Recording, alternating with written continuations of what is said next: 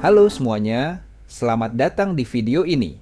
Hari ini kita akan membahas salah satu game paling menyentuh dan berpengaruh dalam sejarah video game, Red Dead Redemption 2. Bukan sekadar game cowboy, RDR 2 adalah perjalanan emosional tentang hidup, kehilangan, dan penebusan. Lewat karakter Arthur Morgan, kita diajak menyelami makna moralitas di dunia yang tidak lagi mengenal hitam dan putih. Mari kita telusuri bersama kenapa game ini begitu istimewa dan apa saja pelajaran hidup yang bisa kita ambil darinya. You've got to keep faith. They will not crush us. Red Dead Redemption 2 bukan hanya video game, ia adalah epos modern yang membawa kita ke ujung zaman koboi Amerika. Sebuah narasi melankolis yang ditenun rapi lewat dunia terbuka yang imersif, karakter yang dalam, serta tema yang menyentuh akar eksistensi manusia, kematian, kehormatan, dan penebusan.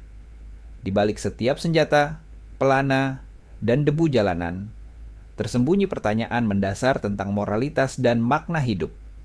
Dalam analisis ini, kita akan menggali bagaimana Red Dead Redemption 2 berhasil menjadi bukan sekadar hiburan digital, tetapi juga karya sastra interaktif yang akan dikenang dalam sejarah budaya pop. Good old Dutch. My best friend. You know how we met? Pair of hucksters trying to rob each other. Back in 78 or thereabouts.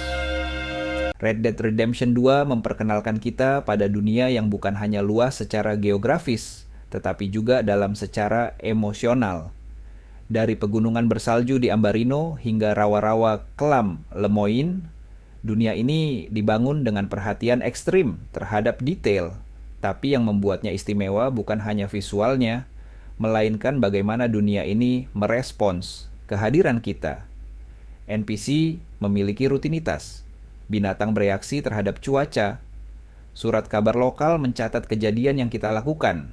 Bahkan, kemunculan kuda kita di kota bisa menimbulkan kecurigaan tergantung reputasi yang telah kita bangun.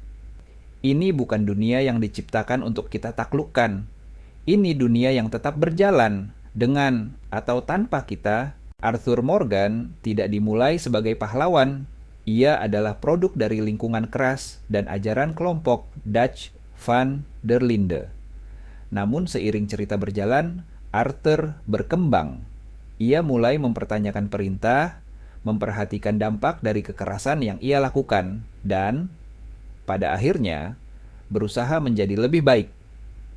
Disinilah letak kekuatan utama narasi RDR 2, perubahan karakter. Kutipan Arthur dalam salah satu momen reflektif. Aku berikan semuanya yang aku miliki. I did. Kata-kata itu bukan hanya untuk Dutch, tetapi juga untuk dunia yang tak pernah memberi tempat bagi orang-orang seperti Arthur. Ia tahu ia tidak sempurna, tapi justru dalam ketidaksempurnaan itulah Arthur menjadi manusia yang sangat nyata.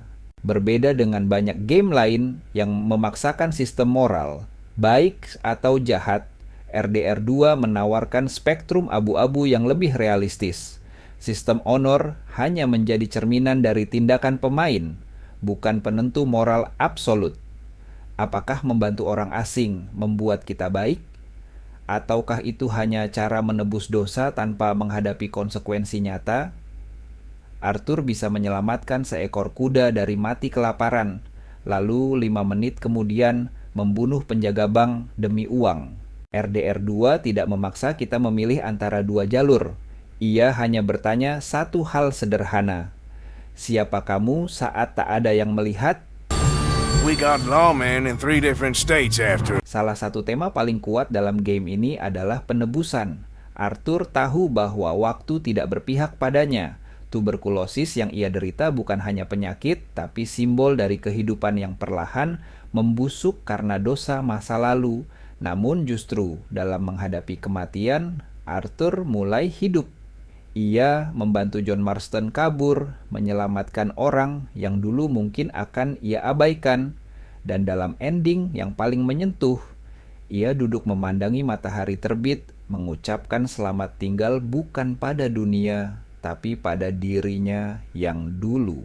Penebusan dalam RDR 2 bukan tentang membatalkan masa lalu, tapi tentang menerima kenyataan dan memilih untuk berbuat baik, meski mungkin tak akan ada yang tahu.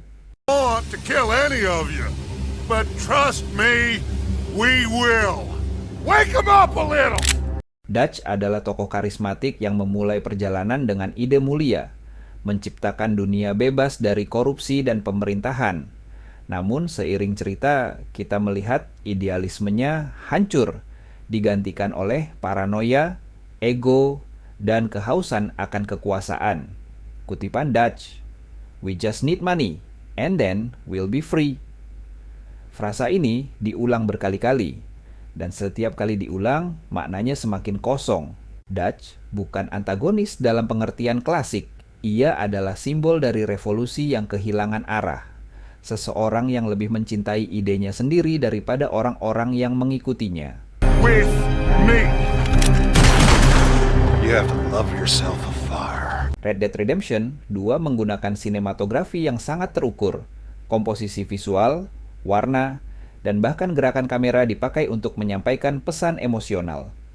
Salju di awal, exhaust, ketidakpastian, dan kehampaan. Hutan dan rawa, jelas, kekacauan batin, keterasingan, dan refleksi.